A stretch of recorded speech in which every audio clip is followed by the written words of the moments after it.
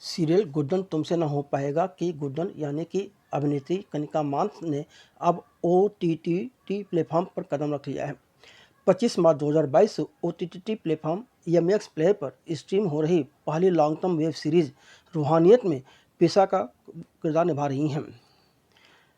For ever नामक किताब पर आधारित वेब सीरीज रूहानियत में प्रिसा का मानना है कि फॉर एवर झूठ नहीं है। प्रिसा का यह भी मानना है कि प्यार हमेशा के लिए होता है। आज फिल्मी संगम चैनल के लिए हमने अभिनेत्री कनिका मान से उनके करियर और उनकी भावी योजनाओं को लेकर के एक्सक्लूसिव बातचीत की, जिसमें उन्होंने अपने मन की बात रखी। कनिका मान जी, आपका फिल्मी संगम चैनल पर स्वागत है। Thank you so much, thank you for help. मुझे एक चीज़ बताएं, आपका एक सिंगर भी हैं, एक्ट्रेस भी हैं, क्या आपकी फैमिली बैकग्राउंड में ऐसा कुछ था पहले से कि आपको लगा कि मुझे इस क्षेत्र में जाना चाहिए? नहीं सर, मैं पहली हूँ अपने परिवार से and really proud of that. मेरे परिवार में एक्चुअली अब मुझे गलत लगता है बोलना, लेकिन सबको ये मिथ था कि ये इंडस्ट्री अच्छी नहीं है, ये एनवायरनमेंट शायद अच्छा नहीं होगा, तो उनका मानना वो था। तो मैं उस परिवार से आती हूँ जहाँ पे बहुत रिस्ट्रिक्शंस है। मैं एक टिपिकल कट्टर हरियाणवी जाट फैमिली से बिलोंग करती हूँ, तो उनकी सोच, ऑफकोर्स मैं उन्हें गलत नहीं बोलूँगी, वो उस तरह के एनवायरनमेंट में रहे हैं, तो उनकी सोच वैसी थी कि नहीं, मतलब मेरे पापा को मेरा स्कूल में परफॉर्म करना भी अच्छा नहीं लगता था, तो उस सोच से मैं आई हूँ। तो ये कन्विंस करना, यहाँ तक पहुँचना वॉज वेरी डिफ़िकल्ट। वो जर्नी मेरी सबने देखी ही है। सो मैंने लॉ किया हुआ है, मास्टर्स इन लॉ हूँ मैं। तो मेरे परिवार को ये था कि भैया लॉ करो, जज बनो, सपने, वो ऑफकोर्स मेरे भी वही सपने थे। वो करते करते कैसे यहाँ तक पहुँच गए, एक्सीडेंटल सी जर्नी है, मतलब कभी सोचा नहीं था, बट जो मैं जी रही हूँ इट्स वेरी ब्यूटीफुल। एंड आज वही सोच वाले मेरे मम्मी पापा, मेरे सब रिश्तेदारों की सोच बदल गई। एंड वो आज मुझे बोलते हैं हमारे बच्चों को भी ले जाओ, अरे देखना इसका भी कुछ हो सकता हो, तो यार so there also very proud. Haryana में ये स्थितियाँ क्यों हैं, खासकर लड़कियों के साथ, जब तो खेल कूद में आगे बढ़ने दिया जाता है? जब मुझे लगता है आसपास की सब, जैसे अगर हम जिस सर्कल में रहते हैं ना, हमारी सोच वैसी ही हो जाती है, तो वहाँ पे सभी की सोच वैसी है। दूसरा, हमने वहाँ पर देखा नहीं है ना कुछ, वहाँ पे इंडस्ट्री, जैसे पंजाब में इंडस्ट्री ग्रो कर रही है, तो वहाँ के लोगों की वो सोच होना मतलब स्वाभाविक है कि वो हो गई, वो देख रहे हैं आसपास। अपने घर में नहीं हो रहा है तो 4 घर छोड़ के एक घर में ऐसा हो रहा है, उनके घर में शूट हो रहा है, उनके बच्चे सिंगर बन रहे हैं, ऐसा कुछ हो रहा है। तो हमारे हरियाणा में ये देखा नहीं, इंडस्ट्री अभी इतनी ग्रो नहीं हुई। It's growing of course, and I know कि वो बहुत अच्छा करेगी आने वाले टाइम में। तो वो आई थिंक एनवायरनमेंट का ही फ़र्क है। वो धीरे धीरे जैसे जैसे एक्सप्लोर करेंगे और ज़्यादा सब चीज़ें। अभी मैं गई हूँ तो मेरी कॉलोनी, मेरे रिश्तेदारों की सोच बदली है, तो आई थिंक ऐसे धीरे धीरे करके सोच बदलेगी वो टाइम के साथ। I think it takes time to happen. फिर जब आपके परिवार ग्रोथ था, फिर कैसे आपने लोगों को मनाया, कैसे आप इस क्षेत्र में आई, शुरुआत कैसे हुई? शुरुआत मेरे लॉ करते करते कुछ म्यूज़िक वीडियोस से हुई थी। पंजाब में म्यूज़िक वीडियोस बहुत बनते हैं, सिंगर्स हैं, बहुत अच्छे गाने बनते हैं वहाँ पर। सो मेरी सोशल मीडिया देख के मुझे किसी ने बोला कि ऐसे ऐसे म्यूज़िक वीडियो। ऑफकोर्स एक डर भी था, नर्वस भी थी कि पता नहीं कैसे लोग होंगे क्या, क्योंकि सोच तो अल्टीमेटली मेरी भी वहीं से आ रही थी। तो वो एक डर तो था ही कि नहीं अच्छा नहीं होता है। लेकिन जब मिली, मैं अपने मामा को लेकर गई थी साथ में कि ओके कुछ ऐसे वैसी बात हुई तो हिल सी, तो जब देखा मिली तो लगा तो ये तो बहुत ही नॉर्मल सी चीज़ है, मैं टीवी पर आऊँगी, तो वो एक एक्साइटमेंट भी थी। तो वो पहला किया, उससे दूसरा मिला, तीसरा मिला, उसके साथ ये तो चल ही रही थी जर्नी। घर वालों को मनाने की एक अलग जर्नी चली, जो अगर मैं बताने बैठूँगी तो पूरा इंटरव्यू उसमें ही गुजर जाएगा, तो किसी दिन आराम से सिर्फ इस बारे में बात करेंगे।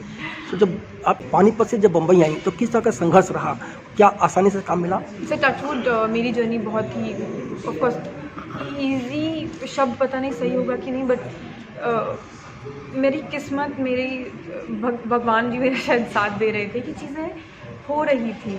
तो जैसे नॉर्मली मैं देखती हूँ कितने मेरे दोस्त हैं, कितने मेरे आसपास के लोग हैं जो कुछ सालों से यहाँ पर आकर रह रहे हैं, दे स्टिल वो एक उसका वेट कर रहे हैं कि शायद कुछ चीज़ आएगी। वैसे मेरे साथ अच्छी चीज़ ये हुई कि मैं वहाँ से ही एक शो के साथ आई थी, मैंने वहीं से ऑडिशन दिया था, एंड जब मैं आई पहले दिन शूट ही किया था। तो वो एक आई थिंक मैं ब्लेस्ड हूँ उस चीज़ की कि मेरे को आके सोचना नहीं पड़ा कि अच्छा अभी कहाँ क्या रहना है, किससे बात करनी है, कहाँ जाना है। तो वहाँ पे मेरे म्यूज़िक वीडियोस चलते चलते ही मुझे कॉल आया था कि इसका ऑडिशन दे दीजिए। वो मैंने दिया तो आई गॉट सिलेक्टेड। तो मैं एक शो के साथ ही आई थी, तो वो एक आई थिंक बहुत खूबसूरत चीज़ हुई मेरी ज़िंदगी में। टचवुड वाहिगुरु, आगे लोग पसंद कर ही रहे हैं तो आगे से आगे चीज़ें मिल रही हैं। आपके करियर का टर्निंग पॉइंट रहा गुड्डन तुमसे नहीं हो पाएगा। जी, डेफिनेटली। आपको किस तरह के रिस्पांस उसके पहले मिले थे और उसके बाद किस तरह के बदलाव आपको नजर आए, लोगों की सोच क्या बदली आपके प्रति? एक्चुअली उससे पहले मैं म्यूज़िक वीडियोस करती थी, वो दुनिया अलग थी, उसकी ऑडियंस थी, अपनी एक ऑडियंस थी। तो मुझे म्यूज़िक वीडियोस में ही बहुत पसंद किया जा रहा था, तो मुझे लोग पसंद कर रहे थे, वो फीलिंग मुझे आने लगी थी। लेकिन जब मैं गुड्डन में आई तो वो एक नेशनल ऑडियंस मिलती है, जो मतलब वो सब मेरे साथ पहली बार हो रहा था कि मैं पहले ना मुझे यूथ, क्योंकि ऑफकोर्स गाने ज़्यादा यूथ देख रही थी, तो वो लोग पहचान रहे थे, पसंद कर रहे थे। उसके बाद मुझे सडनली फील होने लगा, मैं मुंबई आ रही हूँ, पानीपत जा रही हूँ, एयरपोर्ट पे मुझे लेडीज़ रोक रही हैं, बच्चे रोक रहे हैं, गुड्डन गुड्डन करके बुला रहे हैं। म्यूज़िक वीडियो में मेरा कोई नाम ऐसा नहीं था, मेरे कैरेक्टर का कोई नाम नहीं होता था। तो यहाँ पे मुझे एक कैरेक्टर से जाना गया, that too for long 3 years। मतलब लोग मुझे कनिका से ज़्यादा गुड्डन के उसमें बुलाने लगे। तो मुझे लगा कि ये कितनी खूबसूरत चीज़ है कि लोगों को याद है मेरा कैरेक्टर, इसका मतलब वो मुझे पसंद कर रहे हैं। तो वो एक ऑफकोर्स डिफरेंट एक्सपीरियंस था।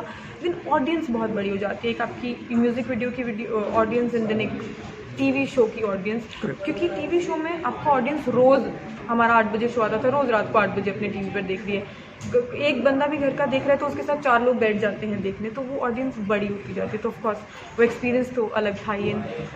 मुझे यही सोच के कि हर चीज़ का एक्सपीरियंस अलग होता है, मुझे लगा कि OTT भी डेफिनेटली ट्राई करना चाहिए। इसमें भी I think I am blessed कि मुझे शो ख़त्म होते ही बहुत जल्दी एक नई चीज़ एक्सपीरियंस करने को मिल गई, OTT, जो कि आज मैं देख रही हूँ कि हर किसी के फ़ोन में 4 ऐप्स होती हैं। एंड ऑफकोर्स उसमें हमारा MX तो है ही, it's the second most downloaded app हमारे इंडिया में। तो हर किसी के फ़ोन में इट्स एक्सेसिबल। आपका ऐसा नहीं है कि आपको 8 बजे ही घर में TV ऑन करके बैठना ही पड़ेगा, बाई चांस मिस हो गया तो रह गया। आप कभी भी देख सकते हो, नींद नहीं आ रही है, बैठ के 4 एपिसोड्स देख लिए, दिन में देख ली, जब टाइम मिला। तो ये मेरी अच्छी किस्मत है कि मुझे बहुत जल्दी इस पर एक्सपीरियंस करने का वो मिल गया मौका। जब आपको रूहानियत का ऑफर मिला तो आपको इसलिए था कि एक वेब OTT प्लेटफॉर्म जाने का मौका मिला, इसलिए आपने किया या कोई और वजह थी इसको करने की? मुझे टचवुड और भी कुछ वेब शोज़ के ऑफर्स आए थे, उस समय कुछ TV शोज़ के भी आ रहे थे। एक तो मैंने ये सोचा था कि गुड्डन के बाद मैं कुछ समय ब्रेक लेकर आऊँगी, क्योंकि मुझे ऐसा लगता है कि जब हम एक कैरेक्टर करते हैं ना, तो लोगों के माइंड में एक इमेज बन जाती है आपको लेके, गुड्डन लोगों को याद है। तो मैं बहुत जल्दी अगर दूसरे किरदार में लोगों के सामने आ जाती तो शायद वो एक्सेप्टेंस थोड़ी सी मुश्किल होती है आनी। ऑफकोर्स हो जाती होगी, सबकी अपने एक्सपीरियंसेस रहे होंगे, लेकिन मेरा मानना था कि ऑडियंस को थोड़ा टाइम दूँ मैं, उसके बाद आऊँ। तो मुझे कुछ चीज़ें आ रही थी जो कि मैं एक तो टाइम की वजह से नहीं ले रही थी, कि नहीं अभी नहीं लेती, जितनी जल्दी नहीं लेती। कुछ चीज़ें मुझे लग रहा था कि रिलेट नहीं हो रही है।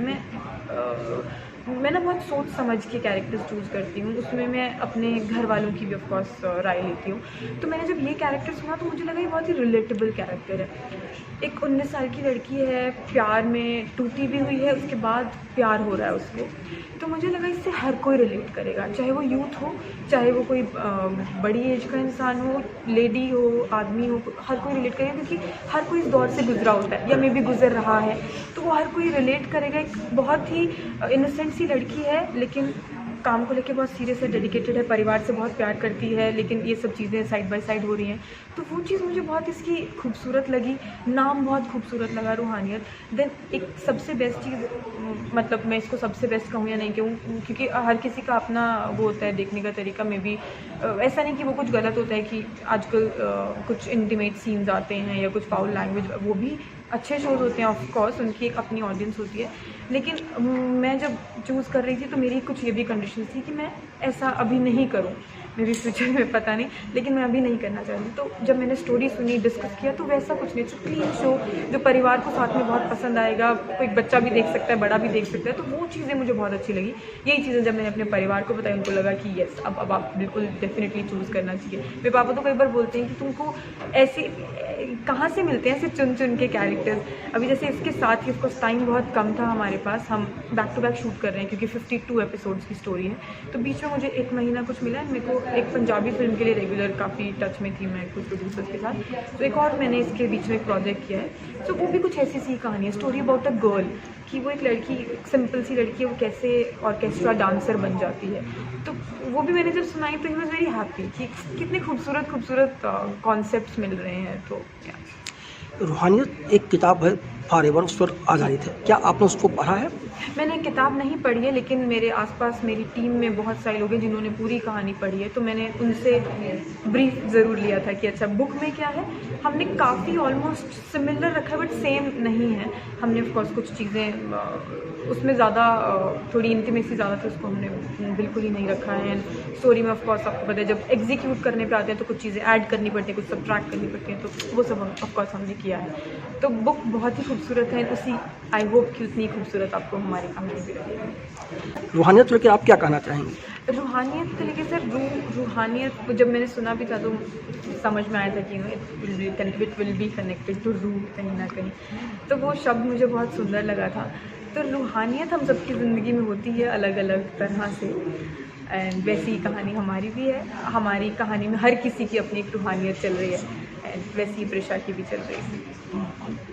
तो जो आपका करैक्टर है पेशा, इसमें इसको ये डिफाइन करना हो तो कैसे करना चाहेंगे? तो प्रेशा एक बहुत ही सुलझी हुई सी लड़की है 19 की, कभी हरकतें कर जाती है 30 वाली मैच्योरिटी के साथ ले जाती है, कभी बिल्कुल ही 15 साल वाली कर जाती है।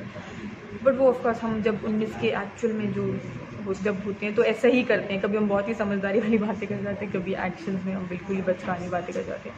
लेकिन उसके साथ साथ वो बहुत बिलीव करती है कि प्यार है, फॉरएवर है, मतलब जो होगा ये वही होगा। इसकी एक लाइन भी है कि डेटिंग वेटिंग में मैं बिलीव नहीं करती, अगर मैं हूँ तो मैं फॉरएवर हूँ, और वो ये सच में मानती है। तो उसकी जर्नी एंड सवीर जो कि मानते थे अब नहीं मानते हैं, तो उनकी जर्नी है। ये ऑपोजिट थॉट्स वाले लोग आपस में मिलेंगे तो इनकी साथ में कैसी जर्नी रहेगी। तो वो एक बहुत ही इंटरेस्टिंग चैप्टर रहेगा। तो कनिका मान इस किरदार से कितना रिलेट करती है, दोनों में कितनी समानताएं हैं? तो जैसे मैंने आपको बताया इसके साथ ना हर कोई रिलेट करेगा, तो पर्टिकुलरली मैं ये बोलूँगी कि मैं ही इसके साथ रिलेट कर रही हूँ। हर कोई करेगा तो उसी तरीके से मैं भी बहुत करती थी। पर्सनली मैं भी मानती हूँ कि फॉरएवर इज़ देयर, प्यार होता है, उतने ही इमोशंस मुझ में भी हैं, मैं मानती हूँ।